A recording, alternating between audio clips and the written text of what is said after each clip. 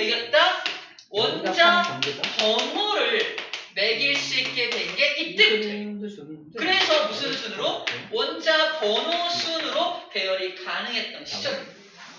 다시 말해서 옛날에는 교단 기술이 없었다. 그래서 절대로 원자 번호 순으로 해양판이 서로 멀어지고 있는 관계야. 우리가 발산, 서로 멀어지는 걸 발산형 경계라 불러주는데 멀어지는 발산형 경계에서는 어떤 지형이 나타나는지를 지금부터 기억하고 외워줘야 됩니다. 자, 요해양판과 요해양판이 서로 멀어지면은 가운데를 뻥 비워버릴 거 아니에요.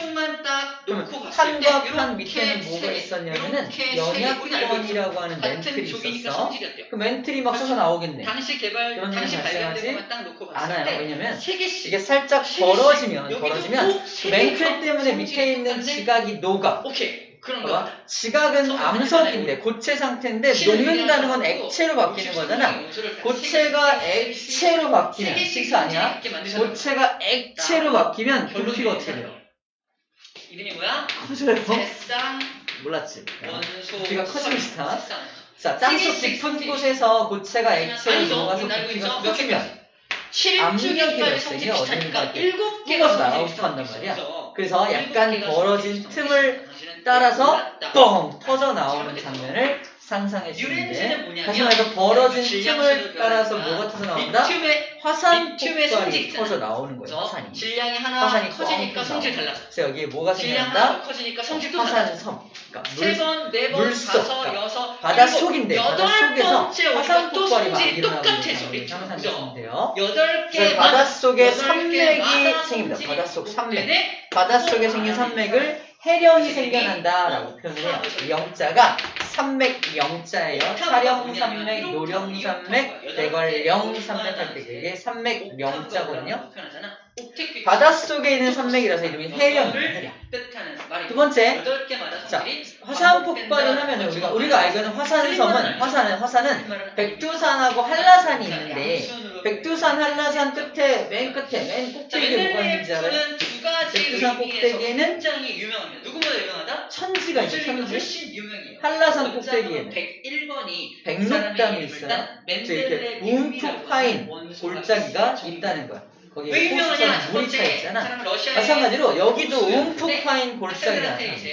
이 모든 화산에는 위에 움푹 파인 골짜기 같은 게 나타나는데, 그게 화산이 계속 옆으로, 화산이 쭉 연결되어 있다 보니까 그 골짜기들도 쭉 연결되어 있어. 원자의 이름, 그것을 뭐라고 한다? 원자의 열곡이라고. 이 원자의 밀도 등 여러 가지 성질들, 화산의 맨 끝에 움푹 파인 곳을 열곡이라고 불렀어요. 움푹 파여 있는 게 지금 그림이 그려져 있는데, 이게 바로 그 열곡을 뜻합니다. 열곡. 열곡이라는 게 함께 만들어진다. 즉 해령과 열곡이 만들어진다라고 설명을 합니다. 최초의 주기율표. 자, 그럼 이 녀석은 자, 바로 여기에서 녹은 마그마가 터져 나오는 거니까 여기서부터 지진이 발생해요. 자, 화산이 뻥 폭발하면 땅이 떨리죠. 그걸 뭐라고 한다? 지진이라고 해요. 지진이 발생되는 지점이 어디다? 바로 여기서부터 지진이 발생되기 때문에 그다지 깊지 않은 곳에서 지진이 발생합니다. 근데 요 밑에 있는 원소는 또 발견이 됐었단 말이야. 천발 지진이라고 해요. 천발 지진. 이게 뭔가 비었어. 천발 지진이 발생합니다. 천자가 얕을 천자예요. 근데 얕은 곳에서, 그다지 깊지 않은 곳에서 지진이 발생한다는 것으로 천발 지진이 발생합니다. 지진의 종류를 써라 그러면 천발 지진이라고 써주면 돼요. 예언하는 게 그대로 나중에. 자, 그 다음 중요한 건 뭐냐면, 봐봐. 여기서 화산이 폭발해 나온다는 건, 여기가 새로운 마그마가 솟아 올라와서 새로운 땅덩어리가 생겨난다는 뜻이기도 하죠. 다시 말해서 여기서 새로운 지각이, 새로운 해령에서 새로운 지각이 형성된다라고 표현할 수 있습니다. 또는 새로운 판이 형성된다라고 말할 수도 있겠죠. 새로운 판이 형성됩니다.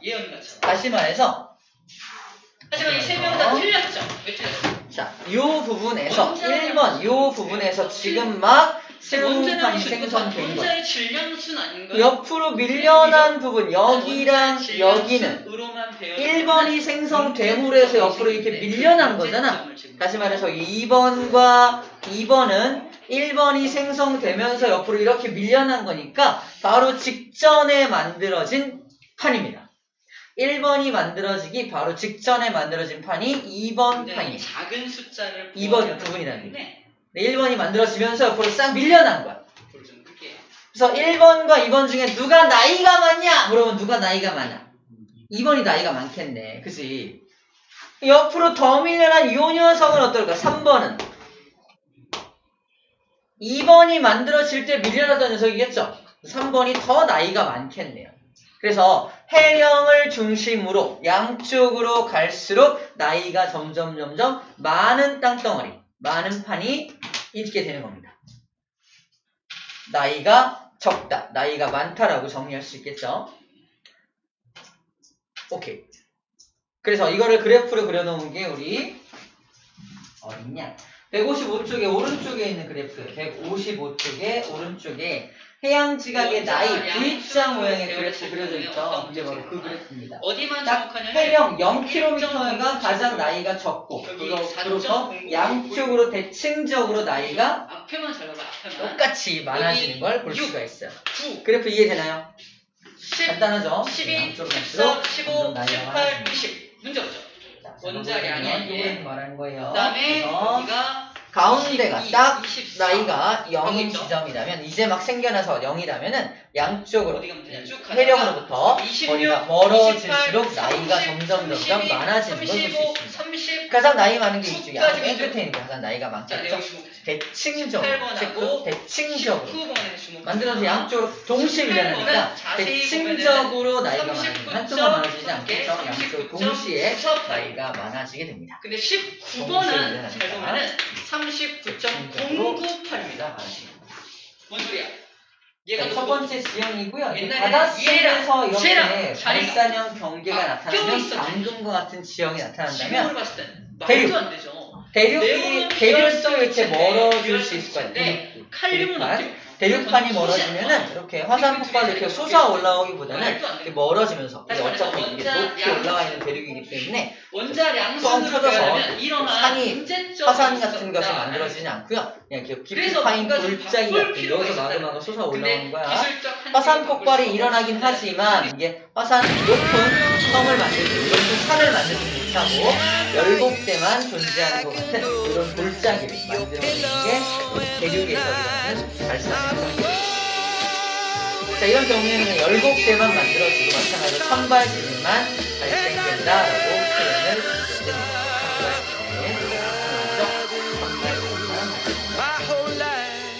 자, 이게 발산형 경계에서 발생되는 만들어지는 지형들이에요.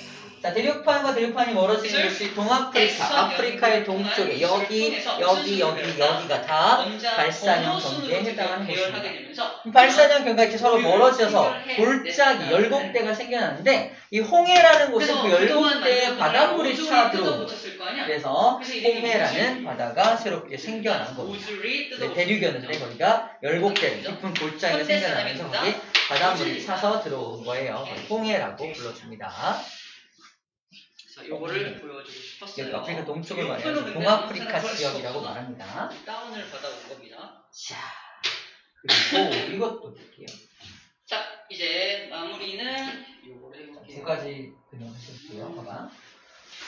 양쪽으로 이렇게 발산이 되려면 아래 멘틀은 어떻게 돌아야 되냐? 멘틀이 이렇게 올라오고 멘틀이 이렇게 올라와서 양쪽으로 이렇게 움직여야 양쪽 발산형 경계가 될 거 아니야? 그래서 딱 요 경계에서는 멘틀 물질이 뭐하는 곳이다? 상승하는 곳이어야 양쪽으로 발산하는 경계가 만들어진다라고 표현을 하게 됩니다. 일쪽인 녀석들은 자, 그리고 나서 이 녀석을 이 판과 요 판을 양쪽에서 잡아당기는 것처럼 멘틀의 대륙 때문에 양쪽에서 잡아당기는 것처럼 힘이 작용하게 되겠죠? 양쪽에서 1S1이죠. 잡아당기는 힘을 1S1, 뭐라고 하냐면 장력이라고 해요. 장력. 이 장력이라는 힘이 발생되면 양쪽으로 막 잡아당기는 힘 때문에 또 다른 지층이 끊어지게 돼요. 어떤 지층인데 양쪽으로 막 잡아당기면 퉁 끊어질 수도 있잖아. 쌤도 힘이 세니까 이 볼펜 같은 거 양쪽에서 잡아당기면 빵 끊어지겠죠. NS1, 아닐 거예요. 하지만 NS1이라고 조금만 잡아당기면 끊어져. 원자과 전자만 기호로 표현한 게 NS1이에요. 이거 너무 낯설어하지 마세요. 그래서 원자과 장력이 작용하면 지층이 끊어질 수 있다는 게 포인트고 지층이 빵 끊어지면 원자과 전자가 지진이 2개, 발생됩니다. NS2로 자, 그때 그 발생되는 13쪽은 지진이 원자과 있고요. 전자가 지층이 3개. 땅 끊어지는 현상을 뭐라고 하냐면 NS2의 단층이라고 MP1로 해요. 단층. 그려보면 돼요. 끈을 식으로 단자입니다. 14쪽은 원자과 단층은 네 개, 층이 끊어진다 뜻인데 15쪽은 그때 생긴 단층의 이름이 시험 문제예요. 17쪽은 양쪽에서 잡아당기는 장력에 의해서 발생된 단층은 이런 모양이 됩니다. 원자과 이 모양을 정단층이라고 불러줘요. 이름이 왜 정단층인지 봐. 끊어진 단면을 체크합니다. 끊어진 단면을 딱 보면 이렇게 오른쪽 밑으로 딱 끊어졌잖아. 그때 오른손을 들고서 이렇게 끊어진 단면으로 두 턱 가지 돌려요. 조건을 다 만족해야 첫 손등 번째 방향이 상반, 손 바닥 방향이 최외곽에 하반이에요. 존재해야 되고요. 상반은 위에 가장 거란 바깥이죠. 얘기야. 위에 게 가장 지금 바깥에 존재하고 흘러내린 있죠. 모양이에요. 근데 두 번째 거 중에 위에 게 흘러내린 게 화학과 위에 게 흘러내리는 게 정상이야. 왜? 중력 때문에. 중력이 위에 걸 흘러내리게 하는 거야. 하지만 그래서 요두 개 아주 정상적인 단층, 정단층이라고 기억하면 됩니다. 아주 정상적인 단층, 정단층 이름입니다. 그럼 역단층을 보여줄게. 역단층은 왜 이름이 역단층인지 보여줄게요. 이것과 똑같은 그림을 보여줄게요. 우리 책에선 다음 자, 내용 마찬가지야. 옥텟 규칙을 완벽하게 만족하고 있으니까 맨 바깥에 있는 8개의 전자가 화학 반응에 참여 안 하죠? 그러므로 원자과 전자가 0개가 되는 거예요. 그림만 먼저 볼게요. 어떤 지층인데 이번에는 양쪽에 잡아당기는 게 아니라 양쪽으로 밀어. 밀면 또 이게 휘어지다가 땅 끊어질 수 있겠죠. 그죠? 근데 이거 간단하게 밀면 또 땅 끊어질 수 있잖아요. 자, 이렇게 양쪽에서 미는 힘 일단 기억해야 돼. 미는 힘의 이름을 횡압력이라고 합니다. 장력에 반대되는 힘을 뭐라고 한다? 횡압력이라고 하고요. 횡압력이 작용하면 일단 휘어져. 휘어지는 현상을 습곡이라고 합니다. 휘어지는 현상을 습곡이라고 하고요. 습곡이 누적되면 언젠가 빵 끊어지겠죠. 땅 끊어진 단면이 요겁니다. 마찬가지로 끊어진 단면에다 자연스럽게 손등을 딱 올리면은 손등 방향이 상반, 손바닥 방향이 하반이 되겠죠? 손등 방향의 상반이 거꾸로 올라갔죠. 보여요? 중력을 거스르고 위로 올라갔죠? 당연히 미니까 올라간 건데 중력을 거스르고 올라갔기 때문에 거스를 역자를 써서 역단층이라고 불러주는 거예요. 금속이 어디 존재하고 비금속이 어디 존재하고 모양이 이렇게 끊어지는 경우도 있어요. 이렇게 이렇게 끊어질 수도 있잖아. 이렇게 끊어서 이렇게 됐다. 예를 들어서 이렇게 됐다. 금속은 전자를 버리고 이게 정단층인지 역단층인지 알아야 돼. 118가지 원소 정단층 같은 대부분이 역단층. 금속인 거 체크. 대부분이 금속이고 비금속은 끊어진 단면이 여기죠. 금속과 비금속 이거는 사이 반대로 뼈 사선이 돼 있죠. 그때는 왼손을 올려요. 금속은 어떤 특징이 있냐? 이쪽이 금속은 상반, 하반이 금속의 되겠죠? 성질을 가지고 상반, 하반을 구분하는 게 먼저 중요해요. 상반이 지금 올라갔죠, 보여요? 상반이 올라갔으므로 얘는 거슬러 올라가는 거니까 이것도 역단층의 종류에 속합니다. 자, 우리가 이 지층의 단층의 모양을 보고 이게 역단층인지 정단층인지 알아낼 수 있어야 되고 이때 작용한 힘의 이름이 뭐냐? 횡압력입니다 라고 말할 수도 있어야 되겠네요.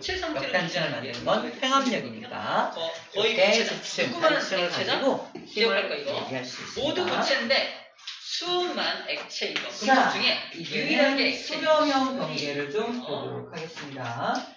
열과 전기 잘 수렴형 먼저 볼게요. 비금속들은 반대로 음이온들이 쉽고요. 볼게요. 물론 이 18쪽 같은 경우는 해양판하고 대륙판이 만나고 있어요. 기억납니까? 해양판과 대륙판 중에 누가 더 무겁냐면 밀도가 크냐면 해양판이 더 밀도가 커요. 밀도가 작은 대륙판 밑으로 파고 들어갑니다. 파고 들어간다는 건 판이 소멸됩니다. 판이 들어가서 밑으로 쓱 하고 들어가서 다 녹아버릴 거 아니야 나중에는. 그래서 판이 사라지는 거야. 여기 판이 소멸되는 거죠. 판이 소멸되는 거. 그래서 수렴형 경계는 판이 소멸되는 곳입니다. 좀 아까 발산형 경계에서는 새로운 판이 만들어졌잖아. 하지만 이게 수렴형 경계에서는 판이 소멸되는 곳이라는 거 기억해주고요. 판이 소멸되어 이런 밑으로 들어가는 여기를 베니오프대라고 불러주고요. 다른 말로 섭입대라고 불러주고요. 섭입이 일어나는 띠 같은 거 섭입대라고 불러주고요. 마그마가 여기에 어디서든 마그마가 생성될 수 있겠죠. 그래서 아주 깊은 곳에서 마그마가 생성해서 뻥 터지면 여기서 지진 발생하겠죠. 알칼리 금속은 일족을 말합니다. 수소를 제외한 나머지 깊은 곳에서 발생한 신발 지진. 여기서 발생하는 중발 지진. 여기는 아까 배웠죠. 가까운 곳, 천발 지진. 다시 말해서 이런 경우에는 선발, 중발, 신발 지진이 모두 가능합니다. 뭔 토냐면요. 흑토자예요. 즉, 흙 속에 많이 포함하고 있는 원소란 뜻입니다. 흙 속에 많이 포함하는 원소를 정리해 놓은 거고요. 할로젠은 17쪽을 의미하고요. 비활성체는 18쪽을 의미합니다. 각 종마다 성질이 가능한데 어떻게 성질이 신발, 중발, 천발이 모두 가능하다는 거 먼저 기억해 주시고요. 자, 이때 화산이 뻥 폭발해 올라오면은 화산섬이 만들어지기도 하고요. 자, 이렇게 양쪽에서 미는 힘이기 때문에 아까 습곡, 휘어지는 습곡산맥이 만들어지기도 미니까 습곡산맥이 만들어지기도 하고요. 얘가 이렇게 파고 들어가기 때문에 깊은 V자 모양의 골짜기 생기는 거 보여요? 파고 들어갈 때 깊은 V자 모양의 골짜기가 만들어지는데 그 골짜기를 뭐라고 한다? 해구라고 불러줍니다. 가장 유명한 해구가 마리아나 해구라고 들어본 적 있나 모르겠어요. 그 해구가 이게 섭입대에서 파고 내려가는 이런 섭입대에서 나타나는 V자 모양의 깊은 골짜기를 의미하게 됩니다. 자, 여기서 습곡산맥만 나와 있는데 이런 경우는 또 다른 게 만들어집니다. 봐봐. 해양판과 해양판이 만남. 자, 해양판 둘 다 밀도가 크죠? 둘 다 밀도가 큰 게 만나면 둘 중에 조금이라도 더 밀도가 큰 게 또 밑으로 내려간다. 그래서 여기는 오른쪽 판이 좀 더 밀도가 커서 밑으로 얘가 섭입하고 있는 모습을 보여주고 있습니다. 자, 해양판과 해양판이니까 위에 물이 차 있겠죠. 물이 차 있는 상태에서 타고 내려가면서 여기서 화산이 뻥 폭발해서 화산섬을 만들고 있는 모습이에요. 화산 폭발로 만들어진 섬을 만들고 있는 모습입니다. 이 섬의 모양이 약간 활 모양으로 생겼다 그래서 호상이라고 쓰고요. 마그마가 폭발해서 만들어진 섬이기 때문에 열로 만들어진 섬, 그래서 열도라고 불러줍니다. 대표적인 열도가 어디야? 일본 열도라고 불러요. 일본 열도. 일본이 이렇게 만들어진 섬나라입니다.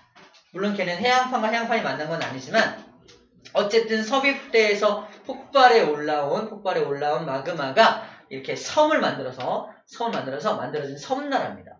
우리나라보다 나중에 생긴 나라야. 지리적으로는 나중에 만들어진 나라가 바로 일본이라는 나라입니다.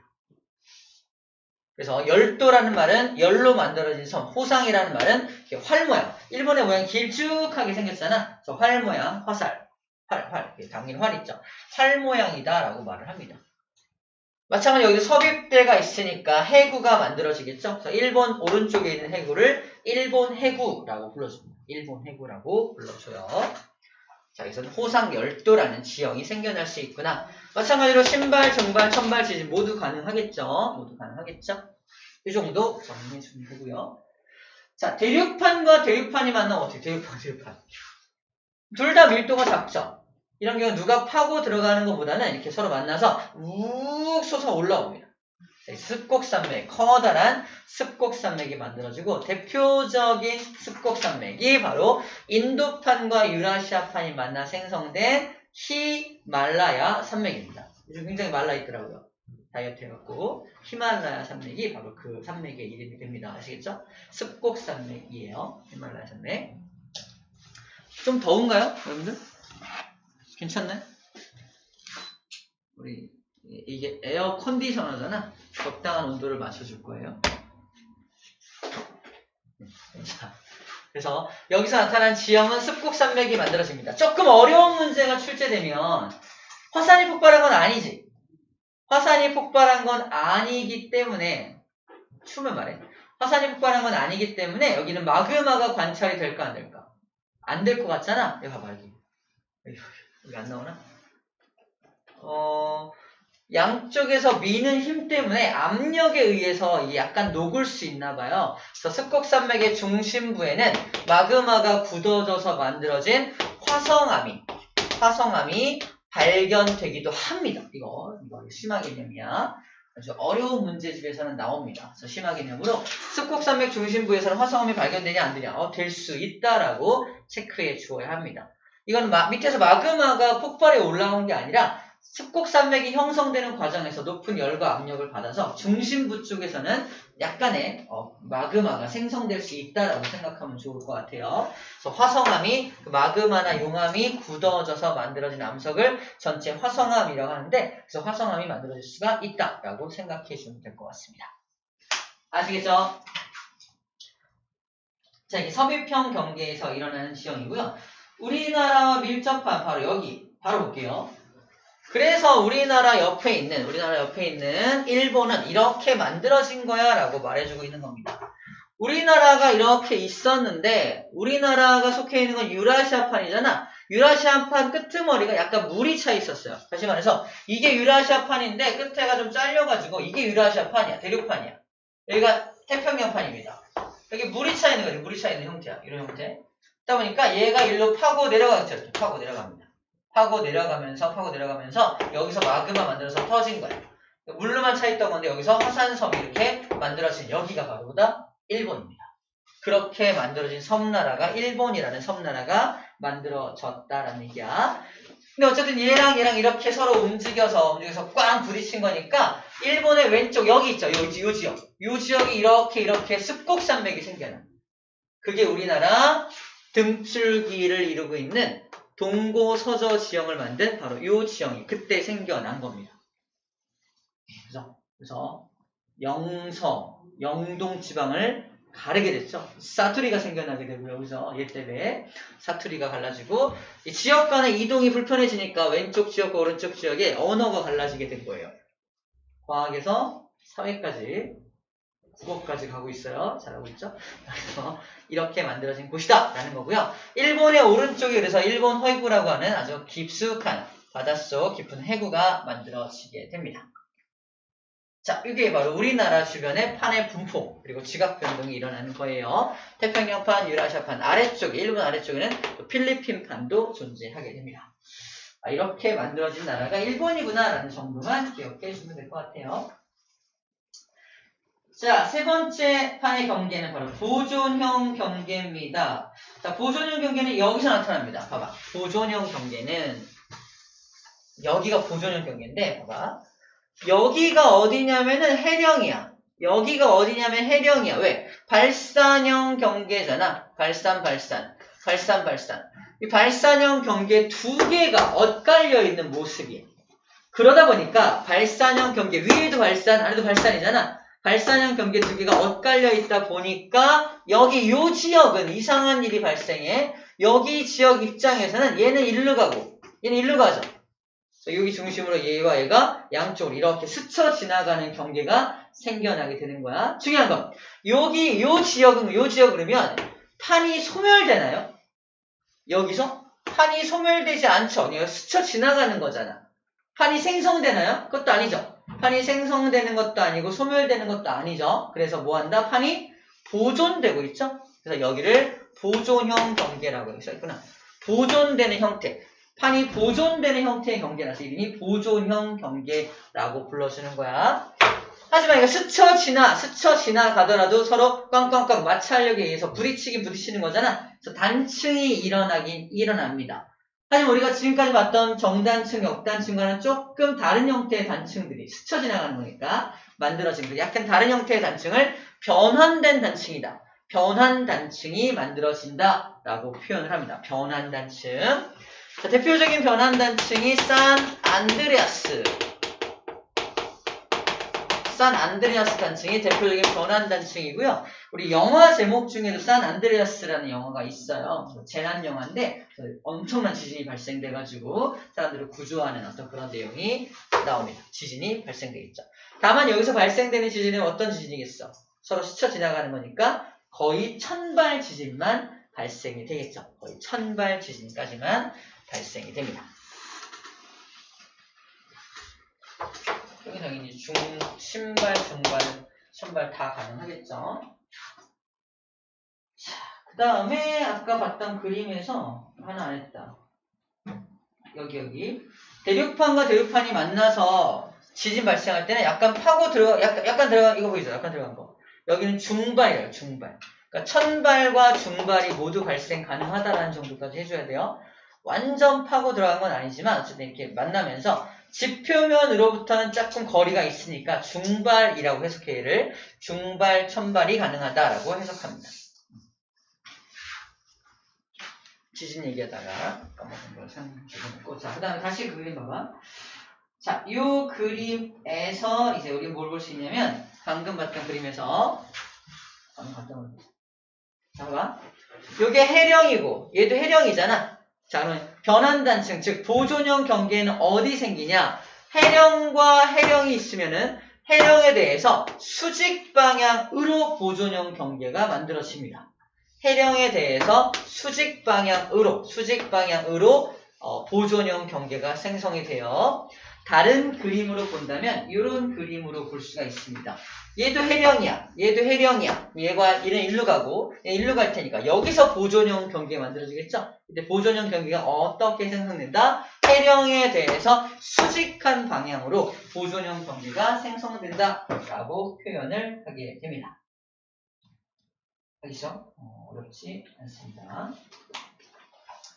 자, 이게 판의 경계하고 판의 경계에서 발달되는 지형들을 이야기하고 했습니다. 됐어요?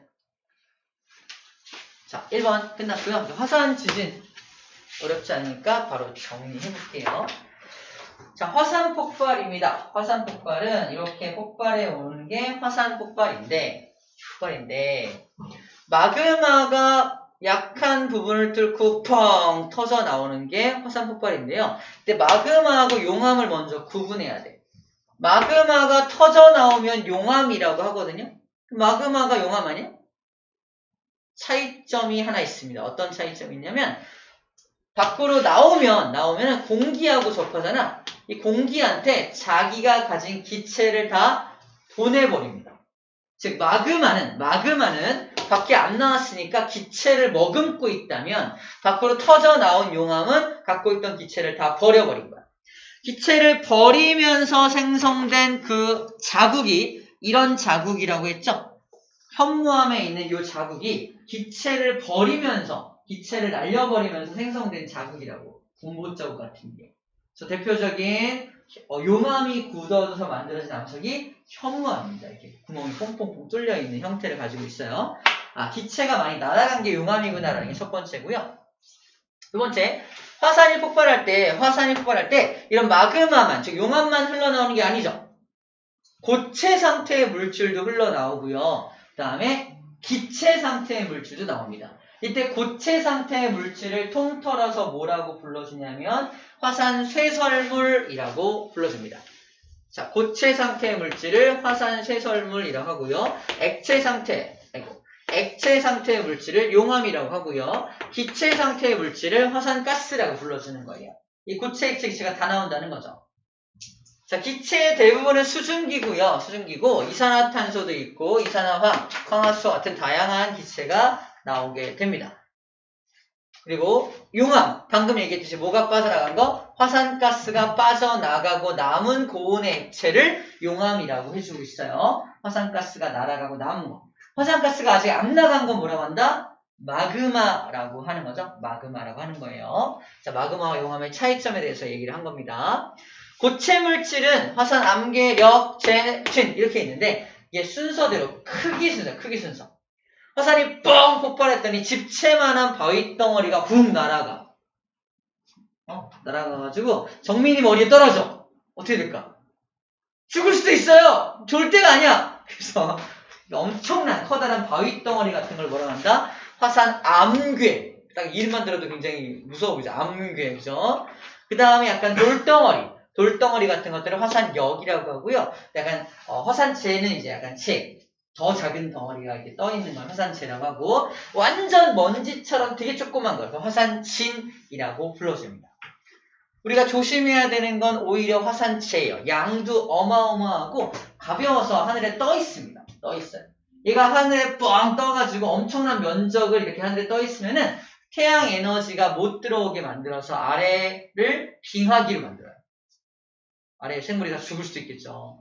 화산 폭발 때문에 생물이 죽는 것의 대부분은 화산 폭발로 인해서 용암에 녹아 죽는 것보다 이런 것들로 인한 기후 변화가 찾아와서 그 기후 변화에 적응하지 못하고 죽는 게 훨씬 더 많습니다. 공룡이 멸종한 이유를 여기 찾고 있죠. 공룡이 멸종한 이유를 두 가지를 얘기하는데, 첫 번째가 화산 폭발설이야. 화산이 폭발해서 공룡이 멸종했다. 바로 이거 기후 변화 때문에 그렇고요. 두 번째는 운석 충돌설이죠. 운석이 충돌해서 그것 때문에 그것도 마찬가지. 운석이 충돌해서 다 모든 공룡을 딱 때려서 죽인 게 아니라 운석이 충돌함으로 해서 엄청나게 위로 솟아 올라간 먼지들이 또 빙하기를 만들어서 기후변화를 초래해서 죽었다는 것이 바로 운석 충돌설입니다. 자, 어쨌건 화산 분출물은 고체, 액체, 기체 세 가지가 있다는 것도 포인트고, 또 포인트가 많아요. 마지막 포인트는 이겁니다. 오른쪽에 나와 있는 SiO2의 함량.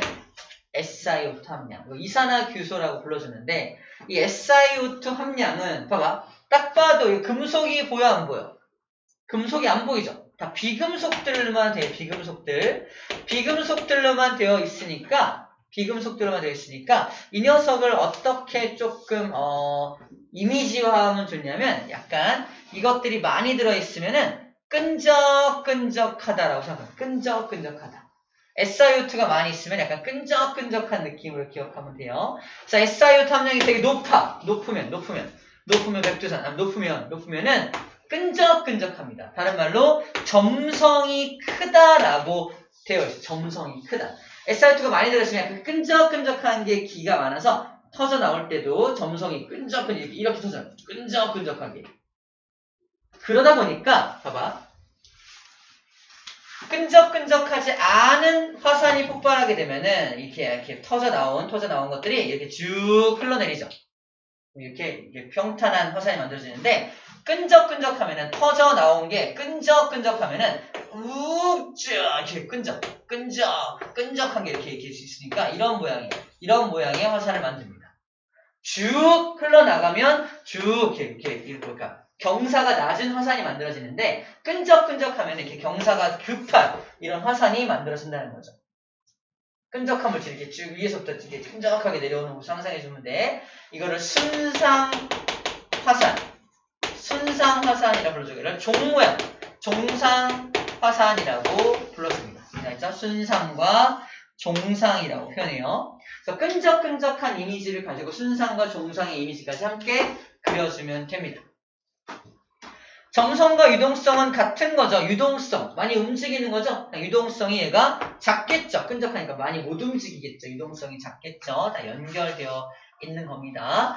그러다 보니까 분출 형태도 연결돼요.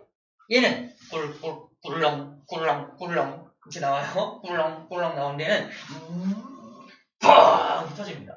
점성이 크니까 이게 막 이렇게 끈적하게 있다가 뻥 터져 나오는 모습이야. 그러니까 격렬하게 폭발하지만 얘는 조용히 분출된다. 폭발한다. 분출된다. 꿀렁꿀렁 나오는 모습을 분출된다라고 표현하고 있습니다. 얘가 화산가스가 많이 나오고요. 화산가스가 적게 나옵니다. 화산가스는 또 어떻게 연결해야 될지는 좀 생각해 봐야겠네요. 가스가 많고요. 온도는 얘가 낮아요. 온도가 높습니다. 이거로 생각하면 될 것 같아요. 온도가 낮으니까, 온도가 높으면은 굉장히 많이 빨리빨리 움직이니까, 에너지가 많으니까 쭉 퍼져나갈 수 있다면, 온도가 낮으니까 이미 약간 식어서 더 끈적한 굳어가는 모습으로 상상해주면 될 것 같아요. 온도까지는 같이 연결할 수 있을 것 같아요. 화산가스가 얘가 왜 많을까? 터지면서 한 번에 나간다 생각할까? 터지면서 한 번에 확 나가니까 많다라고 생각하면 어떨까요? 화산가스 양이 많다라는 걸 굳이 연결해 본 겁니다. 그래서 한 번에 쭉 점성 가지고 연결을 해준 거예요. 자, 비금속 원소가 많이 들어있어서 끈적끈적한 모습. 그리고 퍼센트는 중요하지가 않은데 많이 들어있는 것과 적게 들어있는 걸 가지고 많이 들어있으면 끈적하다라고 연결을 해줘야 됩니다. 요거 시험 문제 100% 출제가 됩니다. 자, 이렇게 끈적끈적한 암석을 뭐라고 불러준다? 유무암질이라고 불러줘요. 근데 이제 끈적끈적하지 않은 걸 현무암질이라고 합니다. 자, 이건 이렇게 암기하죠. 아까 이거 SiO2는 비금속이라고 그랬죠. 기억납니까? 금속이 많이 포함되어 있으면 색깔이 검은색 계통을 한다고 그랬죠. 그래서 오히려 이거 비금속이 적게 들어있다는 건 상대적으로 금속이 많다는 얘기니까 얘가 검은색 암석인 현무암이 되겠습니다. 그리고 좀 더 비금속 원소가 많이 들어있으니까 덜 검은색인 약간 흰색에 가까운 유문암질이 됩니다. 유문암질.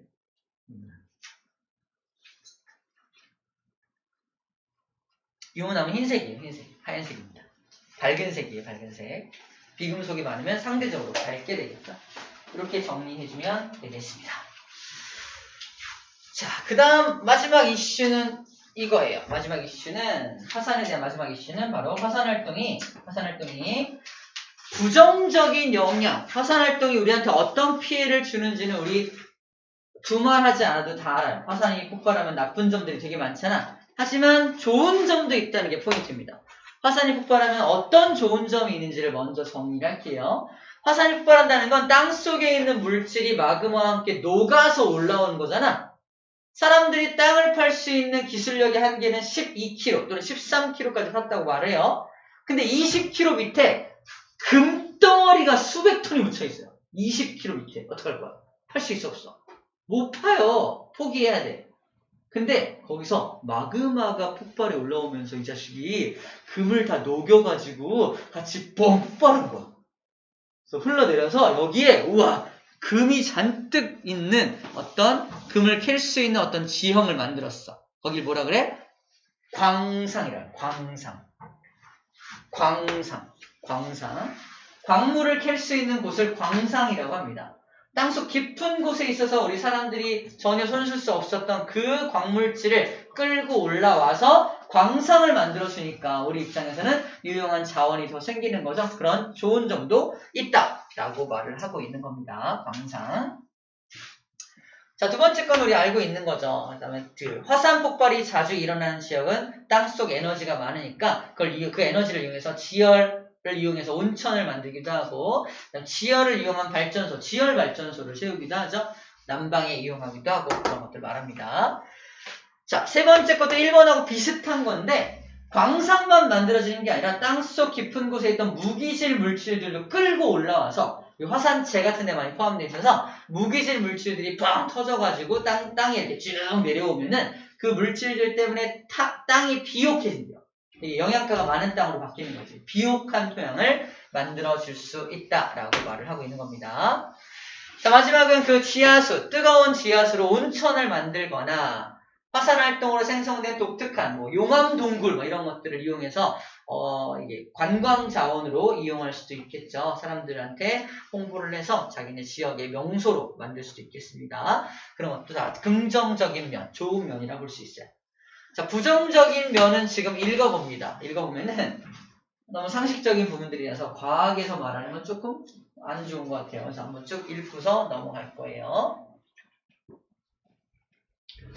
이해가 안 되는 텍스트가 있으면 좀 질문하면 됩니다.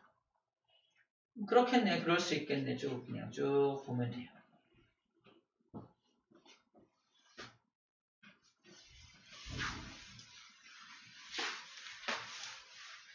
자, 이렇게 부정적인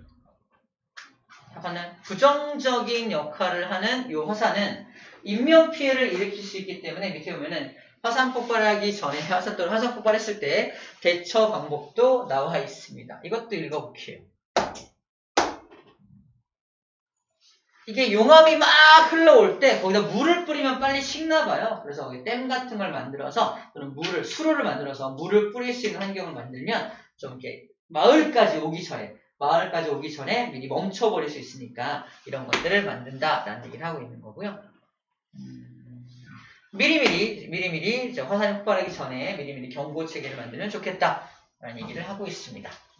뭐 뻔한 이야기들이라서 여기는 시험 문제도 과학 시험 문제에서 나오긴 좀 어려운 내용들이야.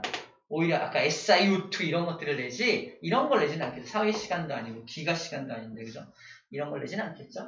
혹시나 몰라서 한번 읽어만 보는 겁니다. 자, 넘기면 이제 화산이 끝나고 뭐가 나옵니까? 지진이 나와요. 지진. 자, 지진은 먼저 용어 정리할게요. 여기가 빵 끊어지면서 지진이 발생된 지점이야. 지진이 발생된 지점을 뭐라고 하냐면 지진의 근원지, 그래서 진원이라고 불러줍니다. 진원. 지진의 근원지야. 근데 땅속은 주소가 없죠. 땅속에 무슨 주소가 있어. 하지만 그 땅속에 여기 이 지점을 땅 위로 올리면 주소지가 나오는 거야. 그죠? 그래서 주소지를 알려줄까 말까. 애교 부려봐. 그래서 주소지가 진앙입니다. 알려줄게 이제. 진앙이 미쳤나 봐. 진앙이 주소지다라고 기억합니다. 아시겠죠? 진앙이 주소지야. 어디서 발생했던 미쳤나 봐. 진앙에서 몇 킬로미터 밑에서 이제 발생된지만 체크하면 진원지도 찾아낼 수가 있겠죠? 진앙과 진원에 대한 내용이 바로 이겁니다. 용어 정리고요. 자, 내가 진앙지에서 가까운 곳에 집을 짓고 살고 있었어. A지역. 나는 여기 B지역, 좀 먼 지역에서 집을 짓고 살고 있었어. 지진이 여기서 땅 발생했다? 누가 더 피해가 커요? A가 피해가 크겠네요. 그죠? 점점 피해가 크겠죠? 이때 또 용어입니다. 발생한 곳에서, 그러니까 지진이 꽝 발생될 때 여기서 발생된 에너지 값이 있겠죠? 발생된 에너지 값이 예를 들어 100이라고 한다면 A한테는 도착하는 게 80이 도착한다면 B한테는요?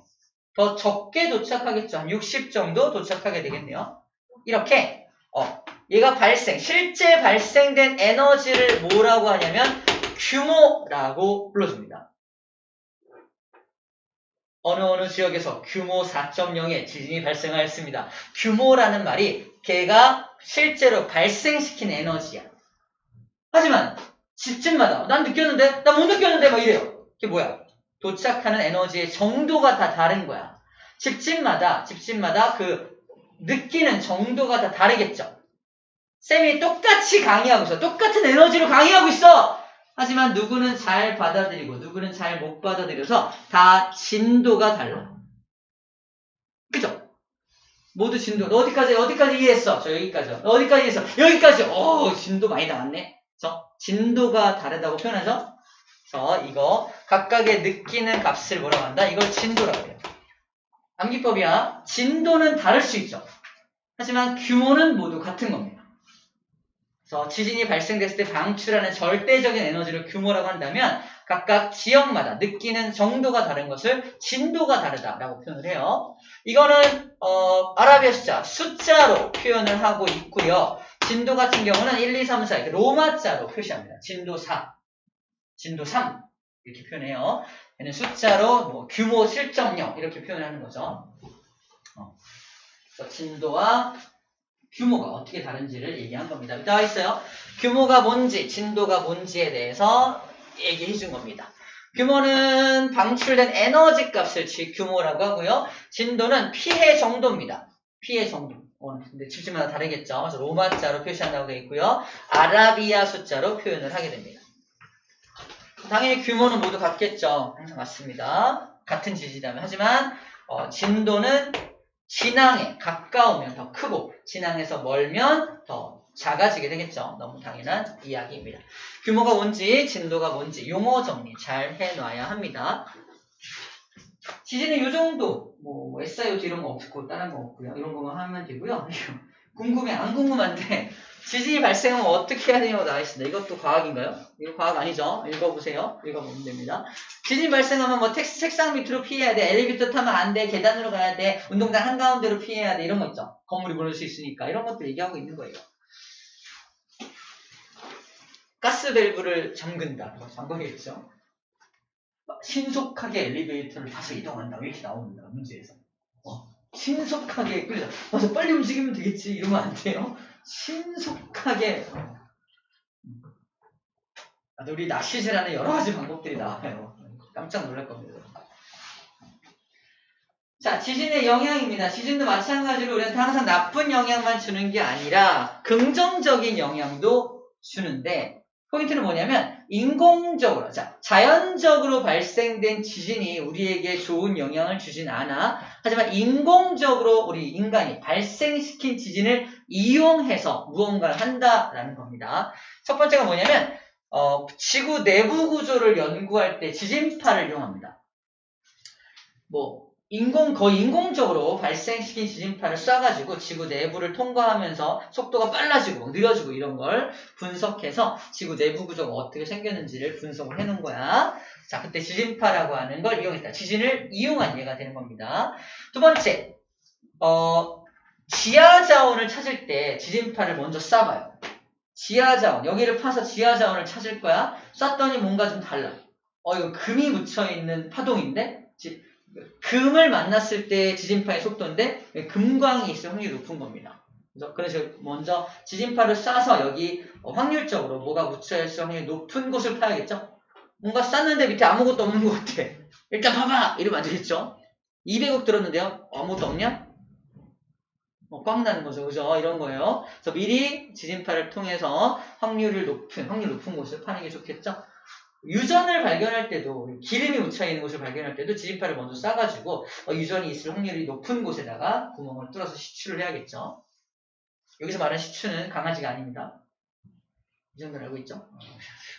세 번째, 자 지질 구조를 파악할 때도 인공 지진을 쓰는데 이건 뭐냐면 롯데월드 타워가 엄청 높죠. 몇 층쯤 되죠? 롯데월드 타워가? 120층이냐? 기억이 안 나는데 엄청 높잖아. 롯데월드 타워를 만들기 전에 그 밑에 땅이 튼튼한지 안 튼튼한지를 검사해야겠니 안 해야겠니? 해야겠죠. 검사 안 해요. 대충 이쯤이 좋겠네. 제일 비싼 땅이잖아. 일단 만들어. 알고 보니까 밑에가 막 싱크홀 막 있고 막 난리야. 다 만들고 나니까 롯데월드 타워가 쿵 꺼져가지고 땅속으로 다 없어져 버려요. 이러면 큰일 나잖아요. 그죠? 있었다가 없었습니다. 이럴 거 아니야. 그죠? 뉴스 나오겠네. 세계적 뉴스 나오겠네요. 아무튼 그러면 안 되니까 지질 구조를 먼저 파악할 때도 지진파를 이용해서 먼저 땅의 구조를 파악한다는 뜻입니다. 그죠? 건물만이 아니라 도로, 댐 이런 거 만들 때도 항상 파악을 먼저 하고 시작을 해야 되겠네요. 마찬가지로 나쁜 점들은 읽어봅니다. 지진이 발생하면 이렇게 나쁜 점들이 있구나 읽어주면 돼요. 너무 당연한 이야기들이 써져 있습니다. 쭉 읽어보시면 되고요. 자, 그래서 그런 지진이 발생되면은 어떻게 해야 되냐 뿐만 아니라 지진이 발생되었을 때 우리가 어떻게 대처해야 되는지에 대한 것도 나와 있습니다. 이것도 읽어볼게요. 약간 이슈가 될 만한 부분들은 내진 설계해야 된다. 활성단층이 있는 지역에는 건물 짓지 말아야 된다. 막 움직여. 이제 막 지진이 발생할 것 같아. 막 움직이고 있어. 지층이. 거기다 일단 접어. 혹시 알아? 버틸지? 이러면 안 되잖아. 그죠? 활성단층에 지으면 안 됩니다. 괜찮아. 곧 멈출 거야. 이러면 안 되겠죠. 땅은 항상 움직이잖아. 항상 움직이니까. 그런 거 조심해야 되는 부분이고. 그 다음에 이거. 인공위성을 통해서 지형 변화를 관측한다는 게 뭐냐면 계속 움직임을 관측한다는 거야. 위에서 인공위성을 통해서 지층이 계속 어떻게 움직이는지를 계속 지속적으로 관찰해서 지진이 언제 발생될지를 예측하게 되는 거죠. 인공위성을 활용해서 좀 예보하는 시스템을 만든다. 이런 얘기입니다. 자, 그 다음에 하나 더. 피파, 에스파 얘기 잠깐 할 건데 지진이 꽝 발생하면 여기서 지진파라는 게 나오는데 지진파는 두 가지 지진파가 나옵니다. 하나는 겁나 빠른 거, 하나는 좀 느린 거. 한 2배 정도 속도 차이가 납니다. 자, 그래서 우리 집이 여기야. A 지역에 살고 있어. 우리 집에 도착하는 건 빠른 게 먼저 오겠죠. 우와, 먼저 왔네. 너 프라이머리 1등이란 뜻이야. 두 번째로 온 녀석은 봐봐. 다시 되겠다. 첫 번째로 온 놈은 왜 빠르냐면은 우와 이렇게 와요. 그죠? 엄청 빨라. 근데 두 번째로 오는 놈은 이러고 옵니다. 이러고 와요. 그러니까 느릴 수밖에 없겠죠. 그래서 먼저 왔기 때문에 이거 첫 번째 1번 파동을 뭐라고 하냐? 프라이머리파, 그래서 P파라고 불러줍니다. 여기서 말하는 P파란 알죠? 축구 게임이 아닙니다. 자, 두 번째로 온다. 자, 두 번째로 도착했다. 그래서 세컨더리파라는 뜻으로 S파라고 불러줍니다. S. 여기서 말하는 S파란 걸그룹이 아니라는 거죠. 맞나요?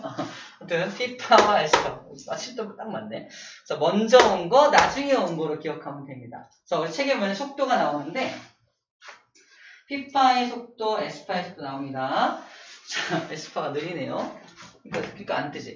아무튼 S파가 3에서 4km/s. P파는 5에서 8이니까 이 뒤에 거와 비교하면 딱 2배 정도 속도 차이가 나죠. 먼저 옵니다.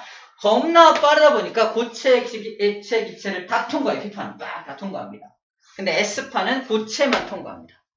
그러니까 느리니까 액체를 만나면 흘러가 버려요. 이렇게 통과를 못해요.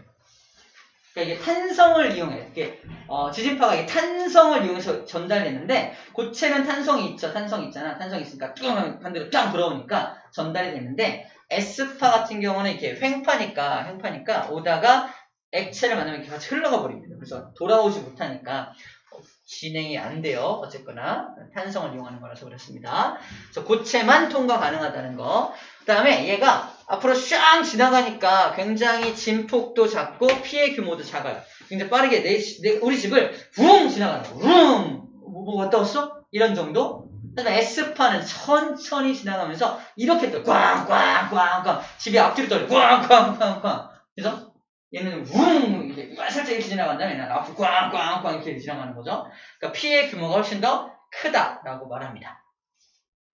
피해 규모가 크다. 진폭도 크고 피해 규모도 크다라고 말을 합니다. 물론 물리에서는 이걸 횡파, 종파로 나누기도 하는데 여기서는 그냥 빠르다, 느리다, 진폭이 크다, 작다라는 정도로만 정리하도록 할게요. 그리고 우리 지구 내부에 외핵이 액체인 거 알죠? 외핵이 액체다 보니까 외핵은 뭐가 통과할 수 없다? S파는 통과 못하겠네요. 그죠? S파는 외핵에 간 적이 없어. 아무리 좋은 차를 타도 외핵까지 못 갑니다. S파는. 뭔 소리야? 그래요. 외핵은 갈 수가 없어요. S파는 액체를 통과 못하니까. 그죠? 됐습니다. 마지막. 화산활동, 지진활동이 각 건에 어떤 영향을 미치냐 이건데 예를 들어 이런 거 이렇게 시험 문제입니다. 지진에 의한 지형 변화가 일어났어. 지진 때문에 지형이 변했어. 그건 무슨 건이 무슨 건에게 영향을 미친 거야? 무조건 직권이죠. 화산활동도 직권에서 일어나는 거고 지진도 직권에서 일어나는 거잖아. 근데 그 직권에서 일어난 변화가 지형을 변화시켰으니까 직권을 변화시킨 거죠. 직권이 직권에게 영향을 끼친 겁니다. 직권이 직권에게 영향을 끼친 거야. 자, 그 다음에 지진해일이 발생됐대. 지진해일. 지진해일이 뭐야? 물속 깊은 땅에서 단층이 꽝 일어나서 그 어마어마한 에너지 파동이 물에게 전달돼서 물의 높이가 20m 이상 상승해서 해안가 마을을 덮치는 현상. 이게 지진해일이잖아. 직권에서 발생된 지진이 수권에게 영향을 끼쳐서 사람에게 피해를 주는 거잖아. 직권이 수권에게 영향을 끼치는 겁니다. 세 번째, 화산 분출로 인해서 기후변화가 찾아왔대. 기권에다가 화산재를 잔뜩 뿌려가지고 기후변화가 오는 거잖아. 그래서 기권에게, 직권이 기권에게 영향을 끼치는 겁니다. 산성비 때문에 생태계가 파괴된대. 마지막 생태계 파괴됐다는 건 생물권에게 영향을 끼친 거가 되겠죠. 직권이 생물권에게 영향을 끼친 예가 됩니다. 오케이, 다 했습니다. 우리 159쪽에 문제 풀면서 정리해볼게요. 해보자.